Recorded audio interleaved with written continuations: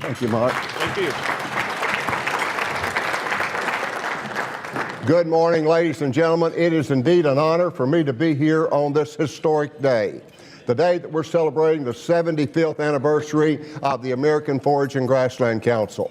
I got the contact to speak at this conference back in September, and they contacted me and said, we'd like for you to be the invited opening keynote speaker for the 75th anniversary of the American Forage and Grassland Council.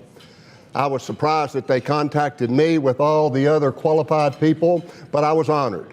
My wife had gone to the grocery at the time, and she wasn't there for me to share that. So when she came back from the grocery, she walked in the back door with 2 bags of groceries, and I met her at the door, and I said, Cheryl, you won't believe what happened while you were gone.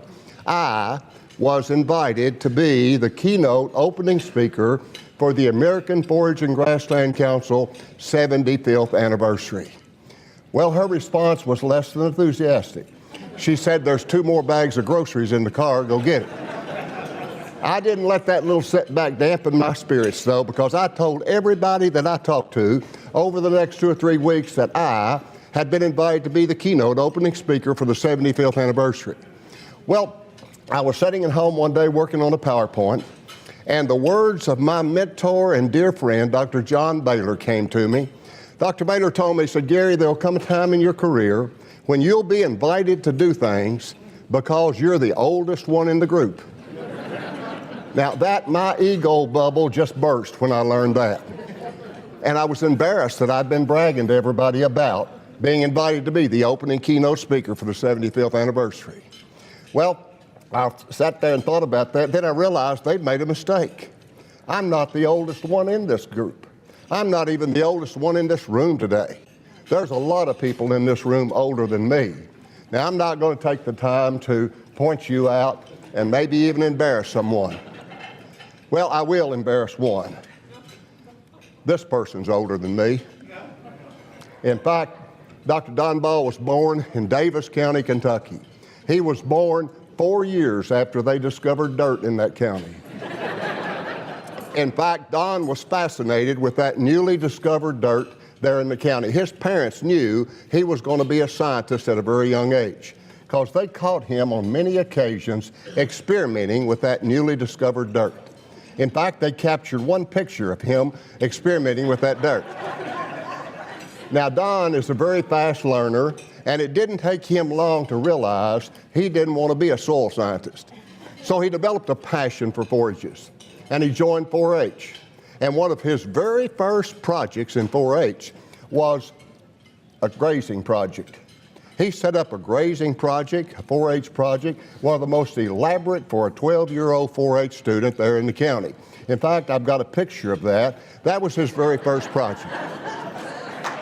Stocking rates on southern forages. I thought that was good. Now, it's obvious I'm not the oldest one here, but I'm certainly not the most qualified to talk about the American Forage and Grassland Council, past or present. I'm not, because there's a person in this room who knows it very intimately, because this person has been involved in the American Forage and Grassland Council before it was the American Forage and Grassland Council. This person has entertained more people in their home than AFGC people than any other person I ever knew. This person holds a record that no one will ever break. She is the only one that has attended every single AFGC conference. She was the first lady of this organization, and I'm honored to have that lady in the audience today. Join me in welcoming Henrietta Baler.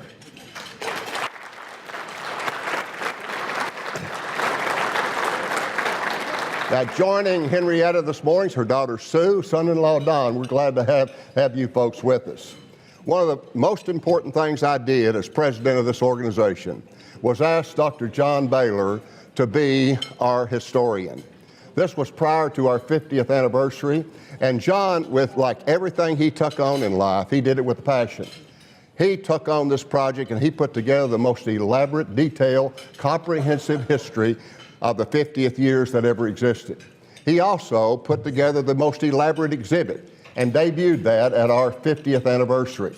I also had the distinct honor of sitting and listening as Dr. Baler recorded the oral history of the American Forage and Grassland Council. Dr. Baler was our leader at the international level. He got us involved not only as an organization but as a country into the international forage scene early on in his career, and attended every single international conference, including after he retired, his last one being in Ireland.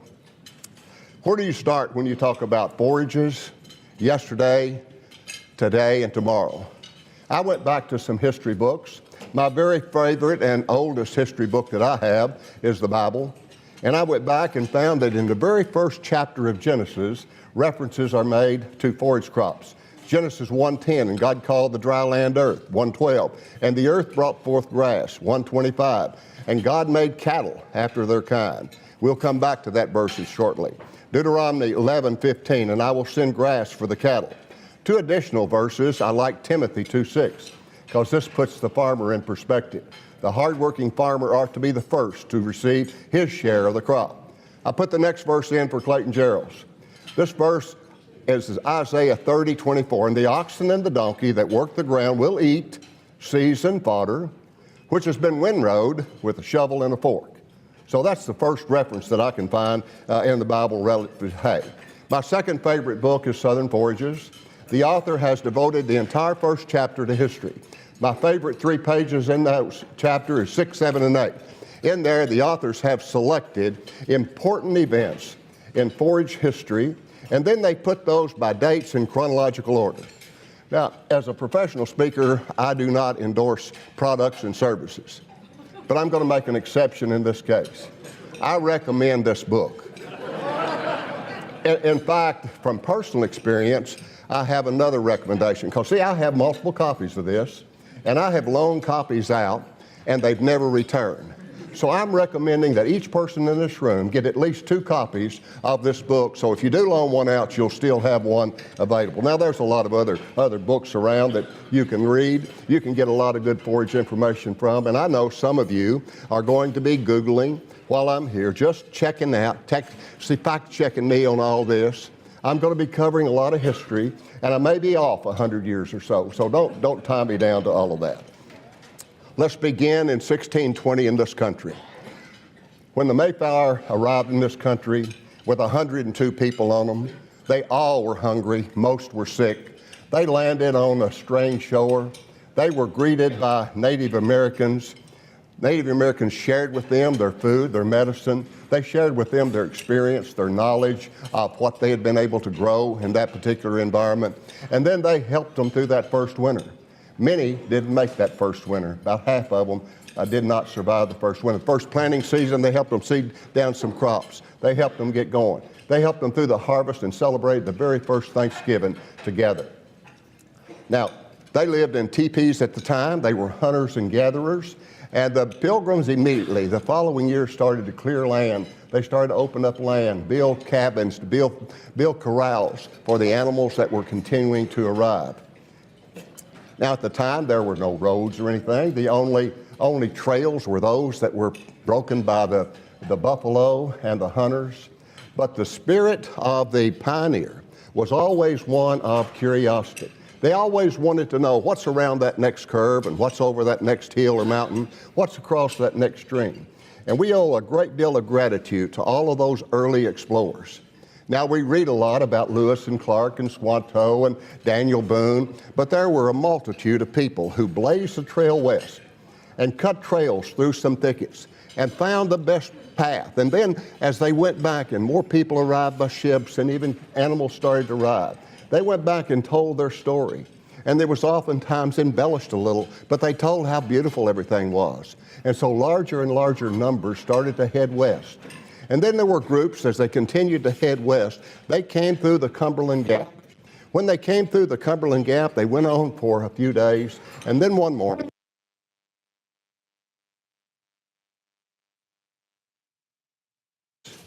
said, "This is the most beautiful place in the world. We have never seen anything throughout Europe that's as pretty as this. The sky is bluer, the trees are taller, the grass is greener, the air is fresher, the water is cleaner. We're going to settle right here. There's no use to go any further west. There can't be anything more beautiful than this." So the wiser of the group, the more talented of the group, the more educated of the group, and the more conservative of the group, and the better basketball players settled in what is present day Kentucky. Now, there were some of the liberal group who decided they might find something better. So the skeptics, they went on and they moved a little bit west. But to serve them, there were these towns that were set up. And these towns would provide services for the people heading west. Blacksmith shops, livery stables, the doctor's offices, no tattoo parlors back then. They came a little later, but they served them all. In fact, there were some main routes that went through. This route right down here at the bottom is a route that goes through nearby Corbin, Kentucky. And there was a gentleman there that supplied a very important good and service for the people moving west. The biggest problem was when they had to stop at lunch and they had to break camp and they had to cook food. Well, he set up a place where they could get something quick and move on through, and that served a real important purpose because this got them a little bit farther and they were able to see bigger areas, and as they got into more open areas, they got into the first forages that they had really encountered. What they found were the native warm season grasses. That's what was abundant at the time. Now, with that introduction, what I want to do with this topic is I want to try to cover from 9000 BC all the way through to eternity, and I want to do that in the next 25 minutes if I could. I want to start with the ancient digging stick. Everything that we do in cultivation today can be traced back to a stick. And if you think about that, and you think about what happened since then, we go through there, years past, we get animal power. Then we get the grinding stone, we get a wheel. Then we get mechanical, we get power, we get tractors. Then we get mechanical harvest. We're going to camp out for a little while around that monoculture, agrochemicals and things, and we'll touch on GMOs, go on to precision agriculture, sustainable agriculture, and then the future. Now, we're here today celebrating 75 years of forages. We have a forage history that's rich. We would not have either if it wasn't for the most important discovery that permits us to have a forage history. We owe it all to that amazing ruminant animal. If it wasn't for that animal, we'd probably be here talking about turf or cover crops or something today. That animal is so unique, both the small and large, that they have that unique ability to take the forages that you and I produce and convert that into the best tasting, most nutritious food on the planet. So that's by far the most important, but let's now jump ahead to 3500 BC. 3500 BC, grain was abundant, but it was of little value until it was ground into a product that could be used for cooking, or a lot of people felt it was more important to get that ground up so they could make alcohol, but those two important purposes that it was grain. Now, what they found is that was a very labor-intensive thing to do. In fact, it required a lot of hand labor cracking up that grain when they'd have to take the grain and then put it between two rocks and hit it. What they found is if they got a big flat rock and then a smaller rock, they could turn that rock on top of the flat rock, run grain through it, and grind it quicker. Then they further found if they had a hole in the middle of that, they could lodge a pole in there, and then they could put a T on the top and hook some animals and go around, and they could grind grain much faster. And then they found if they went out and chipped the edges off of that, they could turn it with less friction. So it ended up a grinding stone or a circle. Now this attracted the attention of a lot of people, this circle, and people came from far and wide to see that grinding stone, that circle. In fact, there was a group from the university that came over to look at it because the university had been working for a decade on trying to come up with a shape that they could move heavy objects from one location to another with less effort. And they had gone through 2 large grants to do it. And they hadn't had much success, but what they had worked on, initially they worked on a triangle. The triangle did improve. They worked on that. They field tested it for over 4 years. And then they switched to a square. They thought this has got to be an improvement. They field tested that for 4 years. They ran out of grant funds just as they had a rectangle prototype ready to test. Now, like most good research, there's always something good that comes out of this. Now, there was a serendipitous moment that came out of this, and the very first branch of medical science started during this period. That first branch of medical science you and I know as proctology. Now, back then, they called it a different name, especially those people that did the field testing. I'm giving you some little trivia tidbits as we go along, and if you want to make notes on it, go ahead. Now, that grinding stone, that circle grinding wheel, went on to become wooden wheels, spoke wheels, and then so much of what we do in modern-day agriculture can be traced back to that particular shape. It can do that. You think about it, every wheel, every tire, every bearing, every cog, every pulley that we have can be traced back to that. And then it's continued to develop over the years. If you think about this and think of all the new developments in the wheel, you come up with what, in fact, if you want to see the latest developments in wheels, let me invite you to go to a rock concert on Saturday night and drive through the parking lot. If you do, you'll see the latest developments in all the different wheels that are being developed. Now, all of the initial tools were made out of wood. Those of us that grew up in the tobacco patch know a whole lot about tobacco pegs. The very first cutting device was a sharpened, crooked wooden stick that cut the hay. Then when metal came along, a scythe was, and that scythe was used to cut hay for hundreds of years. The very first hay raking device was a wooden pitchfork, 3-prong, 4-prong pitchfork. So it all traces back to that from the standpoint of cutting and raking hay. Now, if we think about that, and we can go for many years where those techniques were used, and they were used successfully. So hay was cut with that scythe. It was very labor intensive in a very slow process. So the need is to have something that could cut it quicker. Now, the reciprocating cutter bar was developed by Hussey in 1833, but it wasn't used on anything except the reaper at the time. It was never adopted by mowing machines and cutting technology. It took a long time. And then in the 1880s, there were 3 companies that was working on adopting that reciprocating color bar technology to a hay cutting device. And some fellows from up in Ohio had a company, and they made the very early mowing machine, the Champion mowing machine. And they put on what I believe to be the very first haymaking field day. They invited people in from near and far. Reporters came in and magazine writers came in by train. They came in there to see this machine, to see it work and compare that in a demonstration to cutting hay with a scythe. And they did that, and they got the best 2 horses in the county. They were good extension people. They knew how to put on a field day. And then they got that machine all painted up. They got it all greased up and sharpened up good. And then what they needed was a celebrity to ride in that comfortable seat, smooth across the field and cut the hay. Well, they didn't have a lot of singers or football and basketball players back then. Most important, the biggest celebrity in the whole area was the President of the United States. So they were just naive enough to believe if they asked him to come, he would. So they invited President Benjamin Harrison to come out and drive that mowing machine, and he did. That's him on that machine driving it there. Now, that was in 1890 when that occurred. And then over the next 12 or so years, 5 companies joined forces.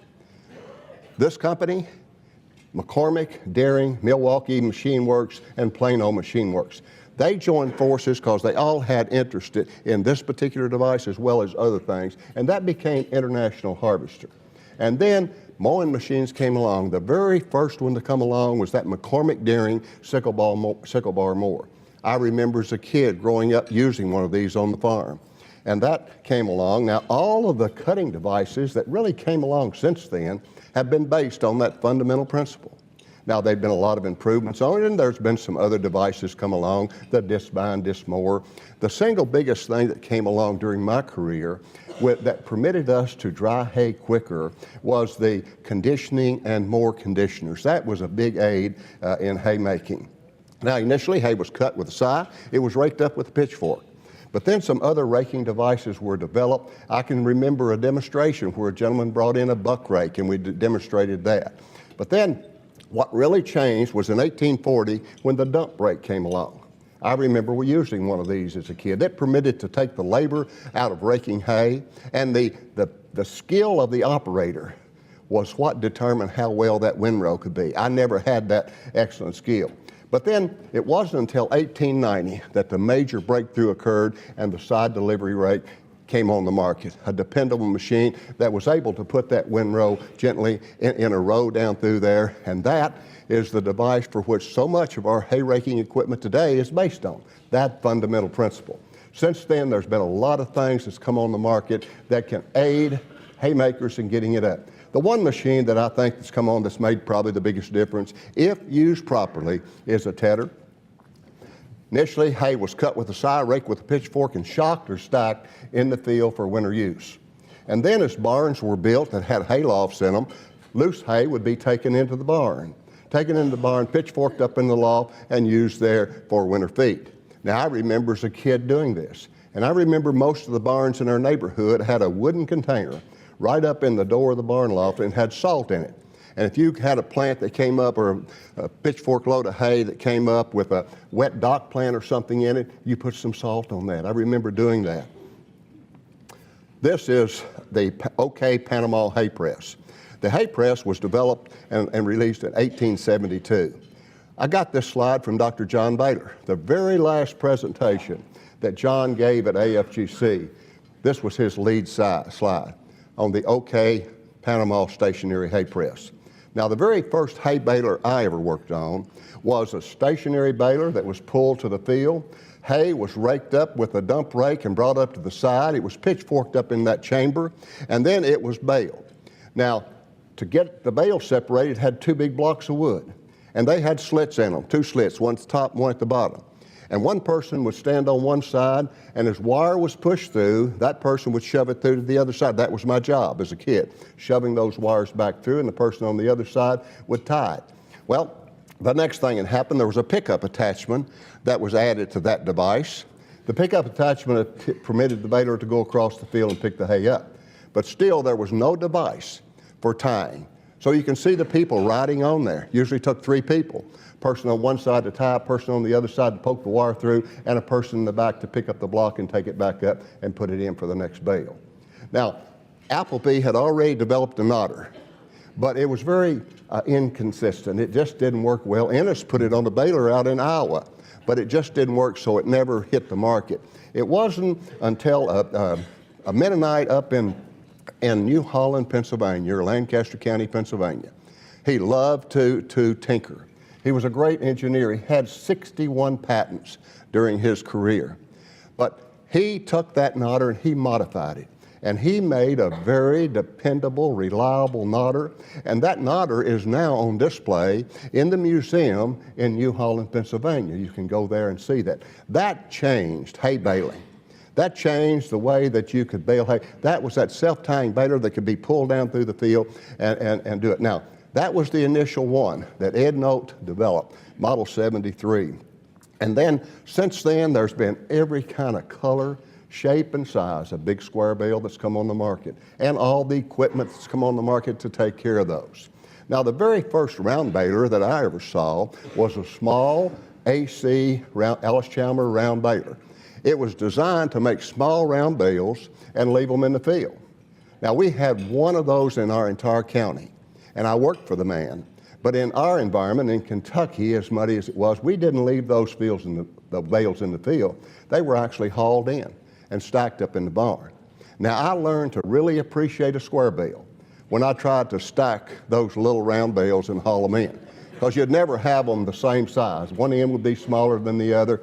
But then from that, the next major breakthrough occurred when the big round bale concept was developed. Now, that was developed actually first in 1958, but it wasn't until the late 60s and 70s that this really became popular out on the farms.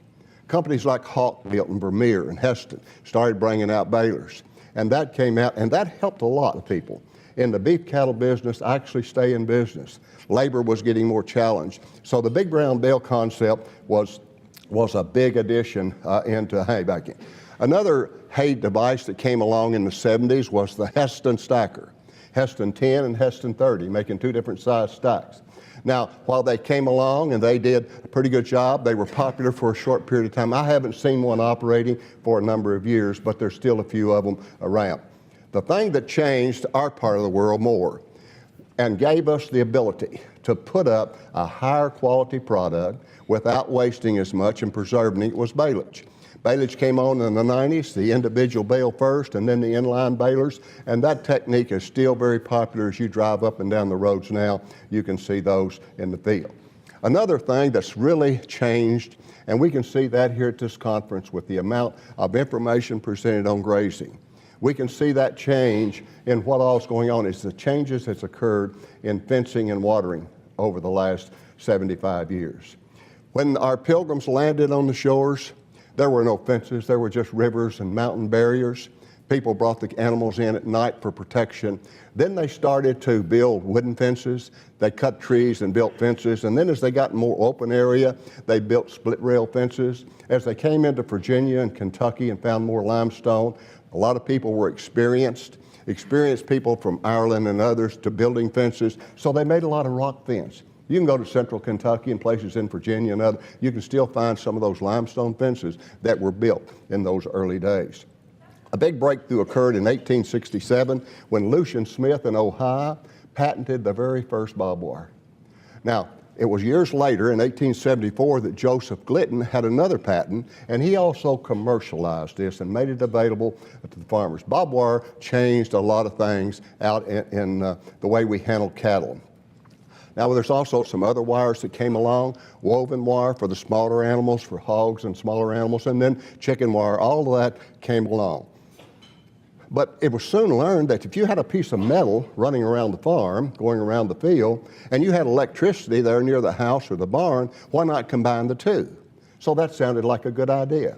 There was work here in the U.S. and other countries, but the country that really brought this on so that we were able to put it down on the farm was New Zealand.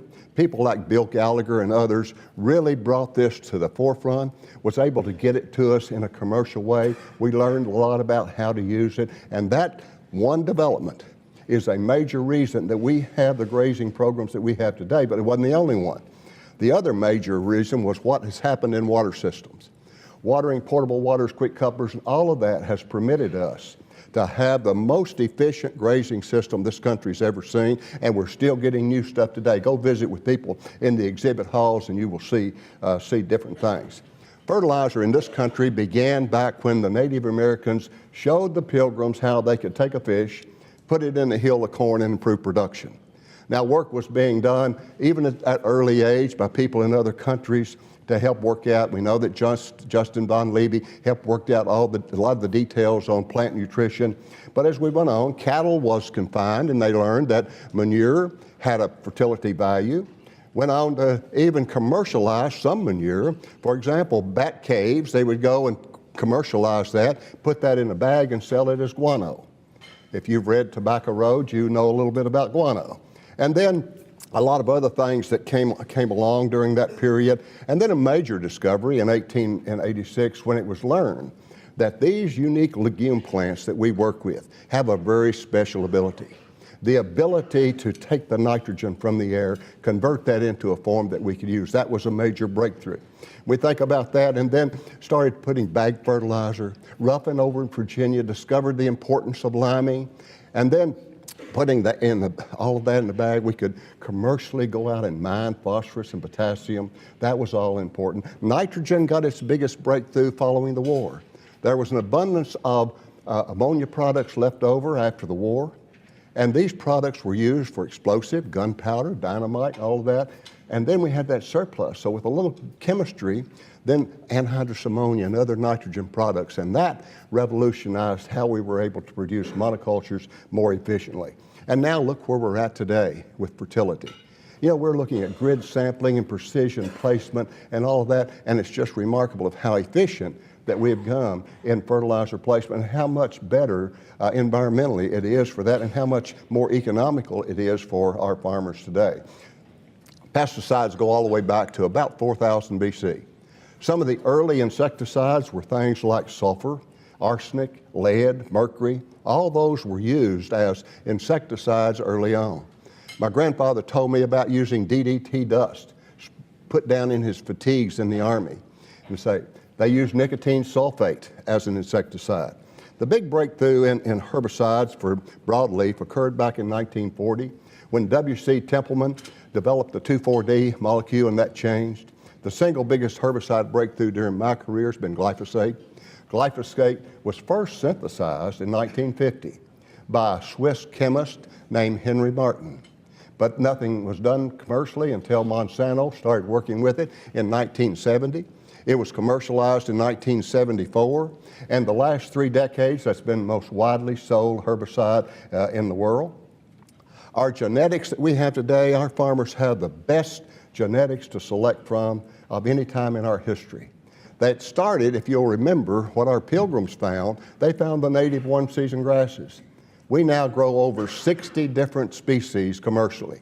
So when those species were brought into this country, other plant breeders and people started working to select, to make them better, to breed, to modify, so that we have an outstanding group of varieties today. Now that's just a few highlights of our history. We can talk about more. Now let's look at AFGC and a bit of our history. You're going to have a chance to learn a whole lot more about this before our conference is over. Let's go back to 1944. Think about this country. In 1944, this country was in war, a major war. We were trying to recover from one of the worst dust storms in history.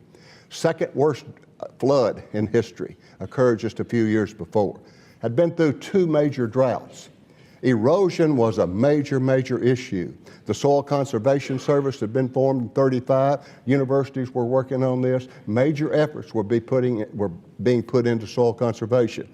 And then in the north and northeast especially, winters were long, winters were cold. Producers suffered from a lack of forage quantity, but they suffered more from the standpoint of poor forage quality. Animal production just couldn't be sustained on that kind of quality. Now, at the time, grass silage had been discovered in Europe. It had technology been brought to this country. Universities were working on it, but the success rate in the field was extremely low. And so what happened is Zerkrain, who was the secretary of the National Silo Association, he was been working on this silage and he was very frustrated with the lack of success. And he realized that what we needed in this country was forage research and education. He saw a great opportunity for more forages and for the use of those forages. He went to a friend of his, Ed Silver, with Oliver Farm Equipment. Ed agreed. They went and met at the New Jersey Agriculture Experiment Station with 2 dairy scientists. The head of the department, Jack Bartlett, and Carl Bender, they all agreed with him that something needed to be done. It needed to be done collectively. They contacted several of their friends and colleagues, and they talked to them, and then they conducted a survey. And then in 1944, they met again. And in July of 1944, our organization began. It began as the Joint Committee of Grassland Farming. And over the next decade was one of the most productive periods in the life of this organization. Those folks really worked extremely hard, was extremely productive, and made major, major contributions. And then they made the first name change in 1957 to make it more acceptable, to make it more serving to all of the membership. They made it the American Grassland Council. Still, as the council expanded, as more people got involved, they found greater needs, and then in 1966, it became the American Forage and Grassland Council. And the first lady of that organization is Henrietta Baler. John Baler was the very first president of that organization. Now, let me pause here and ask a question. Let me give you a trivia question. The AFGC has been held outside of this country on 2 occasions. First, on the first occasion it was held outside this country, where was it held? What year was it? Who was president at the time? And what musical instrument led the executive committee into the banquet hall that night? Well, you're exactly right. It was Canada, 1989. Garry Lacefield was president, and he was led into that conference with his executive committee with a bagpipe. They came to me before, said, "You want to be piped in?" Well, I'm an old boy from Kentucky. The only thing I knew about piping was smoking. So I thought we were supposed to go in and smoke a pipe. I thought, well, that's going to smell the place up, but they piped us in. Now, if you got all of those questions correct, or any of those questions correct, or if you can tell me what color that lady's dress is, if you answered any of those, if you will go to the Oregon Seed booth at break or at lunch or any time the exhibits are open, and you go and see Dr. Don Ball, he will give you a free copy of his new book, Forage, Livestock Quotes and Concepts, Volume 2. He'll sign it for you. And then you're in luck because another one of the co-authors is here, and Dr. Vivian Allen, she'll be around. She'll be happy to sign it, and that'll be free of charge. For your special audience on this 75th anniversary, he is going to give those to you. Now, let's talk about today. Today, in this audience today, we have some of the best forage producers in the entire world. We have an industry that's supplying us with the absolute best products and services we've ever had. We've got universities in here today that are putting out great research and that training some of the brightest young minds in the world today. We have that going for us here in this country. In our organization, what started out with those 4 men in that room that day has grown to over 2,500 members. Started out, there were no state councils, and then Pennsylvania formed. A couple years later, Kentucky and Indiana formed. Now we have 21 councils. This organization has grown, flourished, and served over a period of time where many other organizations have lost membership and many have folded. And there are reasons why this organization has survived. Now let's talk about tomorrow. Tomorrow's very challenging for me to talk about because it involves predicting. And I feel a little bit like Yogi Berra. It's tough to make predictions, especially about the future. David Brin said to predict is human, but to be right is divine. President Lincoln said the best way to predict the future is to create it. There's many who've said the best way to predict the future is to look at the past. Now, those of us in Forages in this room today, we deal with issues on the weather every single day. We're accustomed to getting weather predictions every day, multiple times. Our meteorologists and weather people are doing the best job that they've ever done. And our people are doing a great job. They have great tools, and they're right at least half of the time. But there's been one person in history that's made weather predictions that's been right 100% of the time. This person was not a meteorologist. He was a comedian, actually. And his weather prediction was this: weather forecast for tonight's dark. Now that, you can't dispute that. I do agree with Peter Drucker, who said the only thing we know about the future is it'll be different. So we know that, and we're dealing with a lot of change now. Let's look at a few changes. If we think about just people, we've got a challenge as we look at the future of feeding more and more people every single day. In 2011, the 7th billionth person was born. We have 7.7 billion people in the world today. We have more people than ever existed on this earth. In addition to more people, they're living longer. In a study of 167 countries, what the researchers found that one commonality among all of those countries was that people are living longer. Monaco had the longest life expectancy with almost 90 years. The U.S. has an embarrassing 49th, ranked 49th with all that we have. We've been supersizing, I guess, too much. Now, if we think about change during my career, there's been a lot of change, but 2 big areas of change has been in technology and communications. Now, if we think about that, if we go back to 1900, it was taking about 100 years for world knowledge to double. By the end of World War II, it only took 25 years. By the end of 2000, it just took 5 years for world knowledge to double. The predictions are by 2020, world knowledge will double in 12 months. Now, if we think about that, and for sake of time, what I would like to do is contrast what you and I have today. We're in this fabulous hotel with all the modern conveniences. We arrived here by plane or car or whatever. We have all kinds of conveniences for getting around. For back home, we have every convenience in our house. We keep it exactly the right temperature all the time. We have water at our disposal. Everything is instant. We have the best technology and communications we ever had. But if I look back, and I'm not that old, I just grew up rather poor, I'd like to contrast some things that I had as a kid with what we have today. Now, I grew up, I'm the oldest of 10 children, and grew up in a house without indoor plumbing and running water. Every meal that I ate at my house until I was 17 and graduated and left for the Army, my mother cooked on a wood-burning cook stove. Until I was 12 years old, all the lighting in our house at night was a kerosene or coal oil lamp. We took our baths in a galvanized wash tub. We milked our cows by hand. And water was carried from a well down under the hill in a bucket, brought to the house, and if you wanted to drink, you drank from that water bucket using a dipper. and everybody in the same house used the same dipper. If you wanted to go to the bathroom, you went down a path out back. We didn't have a phone in our house when I grew up, but my grandfather had a phone hung on the wall like this. It was a party line. And his ringtone was 2 longs and a short. That was the ringtone for that. Now, I thought about all of this technology, and I thought about what we have today. Just some of the changes in technology over this period of time. You know, I think about back then, you know, if we wanted to tell the neighbor something, we had to walk over to the neighbor's house. I sat on a cruise ship last year, summer, in the middle of the Atlantic Ocean on my balcony, drinking a cup of coffee. And I used my iPhone to FaceTime my granddaughter back in Kentucky, and she was walking her dog outside. She could show me her dog. I could look at her. And it didn't cost me a thing because I was on free Wi-Fi on the ship. I thought about that from that 2 longs and the shorts at my papa's house. And you picked up that receiver and you could hear Sister Sarah talking about looking at another pot of beans or something like that. You knew exactly what those 8 people on the line were doing. Now, many of you in this audience were in the audience in Australia when the International Grassland Congress occurred there.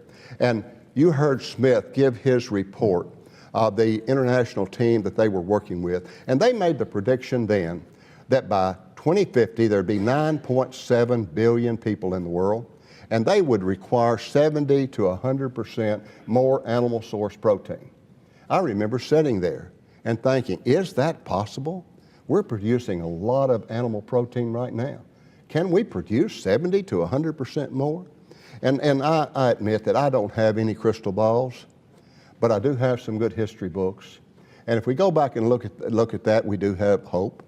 And I went back and looked. In 1950, the average farmer in the U.S. was producing enough food for about 18 people. Now, the projections are, by 2020, the average farmer in the U.S. will produce enough food for 170 people. Now, that's encouraging, what they're doing. Now, if we think about the challenges that are facing our industry today, our producers are under more challenges than they've ever been. Challenges, some examples of production cost increase, the challenges of animal rights and animal welfare, the environmental challenge, the ever-changing regulations impact our farmers today. You may not think water is a cutting-edge front-page issue. I predict that in the next 2 decades, water worldwide, both quantity and quality, will be a front-page issue. I predict that we're going to see a lot more intensified efforts on land resources and especially land allocation. The debate on food, feed, and fuel will continue. And the health issues that we in forage livestock agriculture face will continue. We owe a great deal of gratitude, this organization does, to Dr. Peter Ballerstedt, who has not only brought to us an awareness of this issue, but he's also, and the magnitude of it, but he's also brought us resources to help us combat that, to help us be more educated. And I'm very thankful for what Peter not only has done for this organization, but what he has done for our industry nationwide. In fact, I think we should give Dr. Peter Ballerstedt a big round of applause.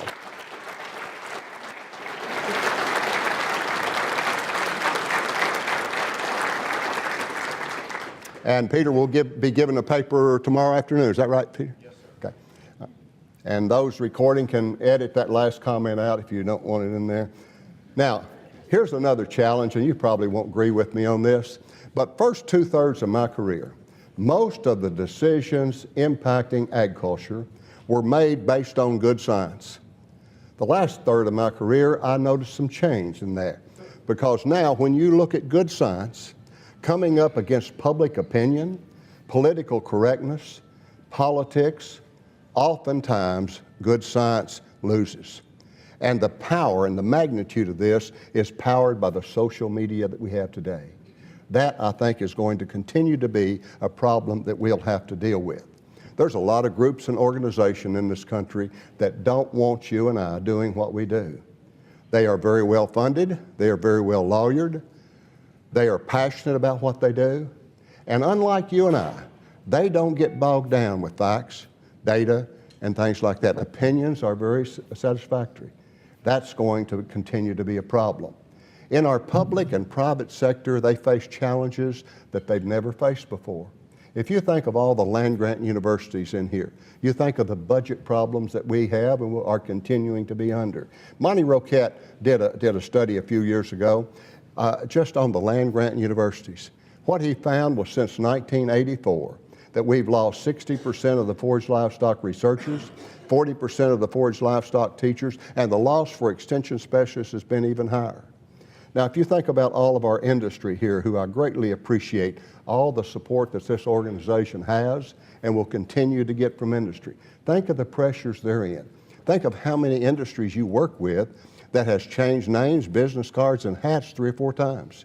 Think of all of those that are spending multi-million dollars bringing a product to market and then only having a limited amount of life left on that patent to be able to recover a profit, and then find that competition, especially from outside our country, comes right in with no investment in that and begins to undercut it. Think of all of those pressures that they face. Think of the mergers, the acquisitions on that. Now, if we think about all that, we also live in a society with an increasing number of people who feel they belong to that I want it now society. They want their way, they want it now, they want it instantly. And that's going to continue to be a factor. So when we think about all these challenges, we can look at them as indeed obstacles that are going to be very tough to overcome. But I don't want us to close on a negative note. I want to ask us some questions as we close up here. I want to ask you to put yourself in the position in 16 and 20. Those people on that Mayflower. You've been on that boat 2.5 months. You've been out of food. You've probably thrown some of your family overboard because they died. 102 of you on there. You have nothing but the clothes on your back, and you may be sick. And you step off of that boat on a foreign land, and you look at some people with different colored skins coming across the hill carrying a spear. Those are some challenges. Now you come ahead and put yourself in that room with those 4 men in 1944. Your country's at war. You've had a major dust storm. You've had major floods and droughts. And you've got erosion everywhere. You've got long winters and very poor quality forages. Those are some challenges. Now you put yourself in the seats that you're sitting in today. You're here celebrating 75th year anniversary of this conference. You're here and you just had a wonderful breakfast with the most abundant food supply of any country in the world. We're blessed to be able to live in the best country in the world. And we have more resources than we've ever thought of in our lifetime. And many of us take those resources for granted. We take all the things that people around the world do not have, and we take it for granted.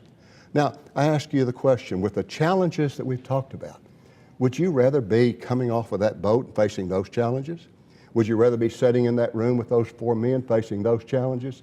Or are you ready for the challenges that face us with all that we have to work with, all the tools, all the techniques, all the conveniences we have? You know, when I think about those people on that boat, and I think about those 4 people in the room, they indeed had major challenges. But did they think of those as challenges? Those people had spent 2.5 months on that boat just to get here. They didn't see it as challenges. What they saw was opportunities. They saw themselves as having the opportunity to change their life. And I think you and I should look at our future with that same perspective. We should look at it as we have the opportunity to do something. Now, if you think about it, I've got confidence in the people in this room, and I believe that in Forages and AFGC, as we look to the future, I believe that you, our people, are bigger than our problems. Now, as we start now, embarking on this next 25 years, I want to wish you luck. And I want to say, when you get to that 100th anniversary, and you begin to look around at someone that you want to invite to be your opening keynote speaker for your 100th anniversary of the American Forage and Grassland Council, I hope you will consider me, because I am confident that you're going to do the things in the next 25 years that will give me a great story to tell. I wish you the absolute best as you embark on this next 25 years, and I know you're going to make it special. Good luck, and thank you for letting me be here with you this morning.